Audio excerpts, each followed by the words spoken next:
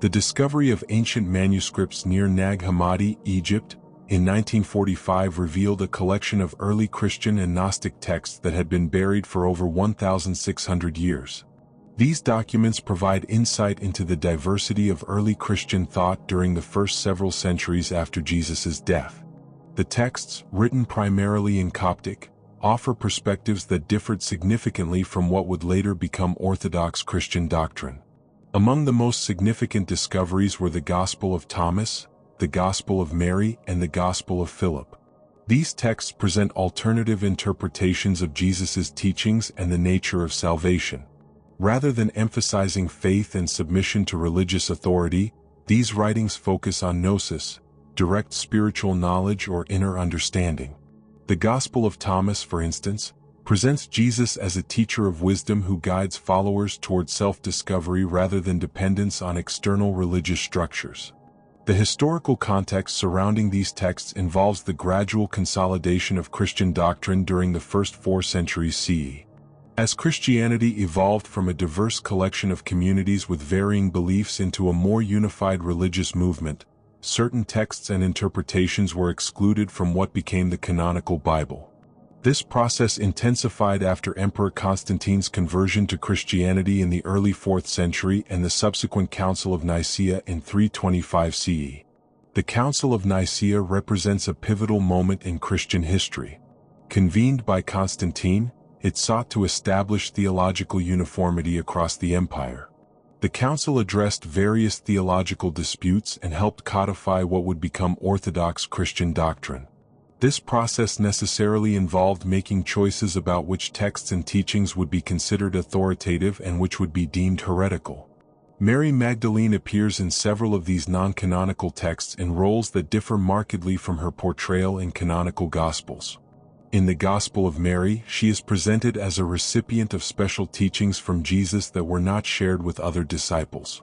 The text depicts tension between Mary and Peter, with Peter questioning whether Jesus would confide in a woman. This portrayal suggests possible conflicts over women's roles in early Christian communities. The characterization of Mary Magdalene as a reformed prostitute emerged much later in Christian tradition. Pope Gregory I's declaration in 591 CE that Mary Magdalene was a reformed sinner represents a significant shift from earlier traditions. Modern biblical scholarship has largely rejected this identification, recognizing it as a later theological construction rather than a historical fact based on biblical evidence. Gnostic Christianity presented a fundamentally different worldview from what became mainstream Christianity. Gnostic texts often describe the material world as flawed or illusory, created by a lesser divine being called the demiurge. Salvation in this framework comes through gaining secret knowledge about one's true divine nature rather than through faith in Jesus' sacrificial death. This theological perspective had significant social implications. Many Gnostic texts express skepticism toward conventional social institutions, including marriage, family structures, and political authority. Rather than viewing these as divinely ordained, Gnostic writings sometimes present them as barriers to spiritual enlightenment. This stance naturally put Gnostic communities at odds with both Roman imperial authority and emerging Christian orthodoxy. The suppression of Gnostic texts occurred through various means over several centuries. Church councils declared certain texts heretical, leading to their removal from circulation. Bishops issued lists of approved and disapproved books, with Athanasius of Alexandria's Easter letter in 367 CE being particularly significant in defining the New Testament canon. Books excluded from these lists faced destruction or were hidden by communities that valued them.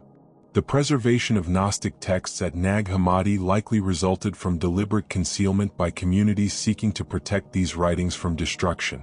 The texts were carefully sealed in pottery jars and buried in the Egyptian desert, where the dry climate preserved them for over a millennium. This preservation was not accidental but represents a conscious effort to maintain alternative Christian traditions despite official prohibition. Archaeological and textual evidence reveals the complexity of early Christian communities.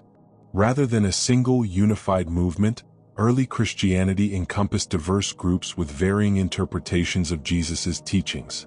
Some emphasized mystical experience and inner knowledge, while others focused on communal worship and adherence to developing ecclesiastical structures. The relationship between early Christian communities and Roman authority evolved significantly over time. Initially, Christians faced periodic persecution under various emperors. However, Constantine's conversion and the subsequent establishment of Christianity as the empire's official religion fundamentally altered this dynamic. Christianity transformed from a persecuted minority religion into an instrument of imperial policy. This transformation had profound implications for Christian doctrine and practice. As Christianity became aligned with imperial interests, certain interpretations that challenged political authority or social norms faced increased scrutiny. Gnostic Christianity, with its emphasis on individual spiritual authority and skepticism toward worldly institutions, became particularly problematic from the perspective of church-state alliance. The canonical process that determined which texts would be included in the Bible extended over several centuries and involved various criteria. Factors included apostolic authorship or connection, widespread acceptance among Christian communities, and consistency with emerging theological consensus. Texts that failed to meet these criteria, regardless of their spiritual value to particular communities, were excluded from the official canon. Modern scholarship approaches these texts as valuable historical sources that illuminate the diversity of early Christian thought. Rather than viewing the canonical/non-canonical distinction as reflecting inherent truth or falsehood, historians recognize it as the result of specific historical processes involving theological, political, and social factors. The Gospel of Thomas presents Jesus as a teacher of wisdom sayings rather than focusing primarily on his death and resurrection. This emphasis on teaching over sacrifice represents a significant departure from canonical Gospels. The text suggests that salvation comes through understanding Jesus' hidden teachings rather than through belief in his redemptive death. The concept of the divine spark within humans appears frequently in Gnostic texts. This teaching suggests that humans possess an inherent divine essence that becomes obscured through material existence. Spiritual practice, in this framework, involves recognizing and cultivating this inner divinity rather than seeking salvation from external sources. The role of women in early Christianity, as revealed through non-canonical texts, appears more complex and varied than canonical sources suggest. Several Gnostic texts feature prominent female figures who serve as teachers, visionaries, or recipients of special revelation. This contrasts with the increasingly male-dominated leadership structure that characterized developing Orthodox Christianity. The suppression of feminine imagery and symbolism in Orthodox Christianity may relate to broader social and political factors. As Christianity aligned with Roman imperial structures, which were heavily patriarchal, theological elements that challenged conventional gender roles faced particular scrutiny. The marginalization of Mary Magdalene and the suppression of texts featuring prominent female figures may reflect these broader dynamics. The theological concept of the demiurge in Gnostic thought presents creation as the work of a lesser divine being rather than the supreme God. This perspective allows for explaining the apparent imperfections and sufferings of material existence without attributing them to ultimate divinity. The material world becomes a realm to be transcended rather than affirmed as inherently good. Gnostic attitudes toward marriage and family varied among different communities and texts. While some advocated celibacy and withdrawal from conventional social relationships, others developed more nuanced positions that saw earthly relationships as potential symbols or paths toward spiritual union. The diversity of positions reflects the broader theological diversity within Gnostic Christianity. The historical Jesus remains a subject of ongoing scholarly debate, with different sources offering varying perspectives on his teachings and significance. Canonical Gospels present one set of interpretations, while non-canonical texts offer alternatives that may preserve authentic traditions or may represent later theological developments. Determining which elements reflect historical accuracy requires careful analysis of multiple factors including textual dating, cultural context, and literary analysis. The development of Christian orthodoxy involved both theological reasoning and institutional politics. While church leaders genuinely sought to preserve authentic Christian teaching, They also operated within specific political and social contexts that influenced their decisions. The alliance between Christianity and imperial authority necessarily affected theological development in ways that extended beyond purely spiritual considerations. The Nag Hammadi discoveries continue to influence contemporary understanding of early Christianity. These texts have prompted reconsideration of assumptions about Christian origins and highlighted the diversity that characterized the movement's early centuries. They have also raised questions about alternative paths of Christian development that were suppressed or marginalized. The study of Gnostic texts requires careful attention to their historical context and literary characteristics. Many employ symbolic and metaphorical language that requires interpretation rather than literal understanding. Modern readers must consider the cultural and theological frameworks within which these texts were composed to appreciate their intended meanings. The relationship between mystical experience and institutional authority appears as a recurring theme in early Christian sources. Gnostic texts often emphasize direct spiritual experience over mediated authority, while Orthodox sources increasingly stress the importance of ecclesiastical guidance and communal discernment. This tension continues to influence Christian thought and practice. The preservation and transmission of ancient texts involved complex processes that affected which materials survived to the present day. Factors including climate, political conditions, community priorities, and manuscript copying practices all influenced what texts were preserved. The accidental nature of many archaeological discoveries means that significant gaps likely remain in our understanding of early Christian diversity. Contemporary interest in Gnostic texts reflects various factors including scholarly curiosity about Christian origins, spiritual seeking outside traditional religious frameworks, and cultural fascination with hidden or suppressed knowledge.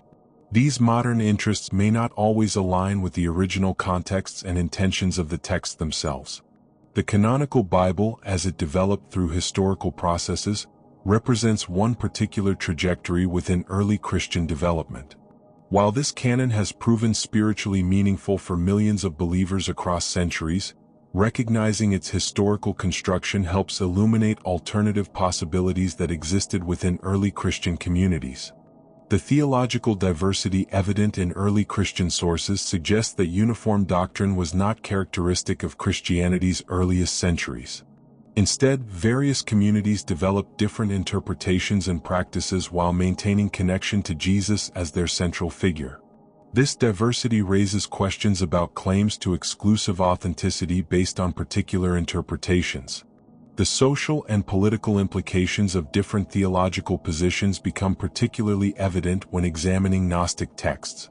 Their emphasis on inner authority and skepticism toward conventional institutions naturally brought them into conflict with both emerging ecclesiastical hierarchy and imperial authority. Understanding these dynamics helps explain why certain texts and traditions were suppressed. The archaeological context of the Nag Hammadi discoveries provides important information about the communities that preserved these texts. The careful burial of manuscripts in sealed containers suggests organized efforts to protect valuable materials from destruction. This preservation represents significant sacrifice and commitment by communities that valued these alternative traditions. The literary characteristics of Gnostic texts often differ markedly from canonical Christian writings. Many employ complex symbolic systems, philosophical terminology, and narrative structures that require specialized knowledge for full comprehension. These characteristics may reflect the esoteric nature of Gnostic communities and their emphasis on hidden knowledge. The influence of Greek philosophical thought on early Christianity becomes particularly evident in Gnostic texts. Concepts derived from Platonism, Stoicism, and other philosophical traditions appear throughout these writings, suggesting significant intellectual exchange between Christian communities and broader cultural movements. This philosophical influence shaped theological development in various directions. The role of visions and mystical experiences in early Christianity appears more prominent in non-canonical sources than in canonical texts. Gnostic writings frequently describe elaborate visionary journeys, divine revelations, and mystical encounters. These elements suggest that experiential spirituality played important roles in certain early Christian communities. The geographic distribution of early Christian communities influenced theological development in various ways. Communities in Egypt, Syria, Asia Minor, and other regions developed distinctive characteristics while maintaining connections to broader Christian networks. The Gnostic texts discovered at Nag Hammadi represent primarily Egyptian Christianity, which may have differed significantly from Christian development in other regions. The translation and interpretation of ancient texts presents ongoing challenges for contemporary scholarship. Languages, cultural references, and theological concepts that were familiar to original audiences may require extensive explanation for modern readers. These interpretive challenges affect how we understand the meaning and significance of both canonical and non-canonical texts. The relationship between individual spiritual experience and communal religious practice appears differently in various early Christian sources. While Gnostic texts often emphasize personal revelation and inner knowledge, they also describe community structures and shared rituals. Understanding this balance helps clarify the social dimensions of alternative Christian traditions. The theological concept of salvation varies significantly among different early Christian sources. Canonical texts generally emphasize salvation through faith in Jesus' sacrificial death, while Gnostic sources often focus on salvation through knowledge, understanding, or spiritual awakening. These different soteriological approaches reflect fundamental differences in understanding human nature and divine purposes. The historical development of Christian doctrine involved gradual processes rather than sudden changes. The distinction between orthodox and heretical positions emerged over time as communities developed increasingly specific theological formulations. Early Christianity's diversity gradually gave way to greater uniformity, though this process was neither complete nor uncontested. The study of early Christian diversity provides valuable perspectives for contemporary religious thought. Understanding how different communities interpreted Jesus' significance and developed varying practices can inform current discussions about religious authority, spiritual experience, and institutional development. These historical insights remain relevant for ongoing theological reflection. The preservation of alternative Christian traditions through archaeological discoveries demonstrates the persistence of suppressed voices throughout history.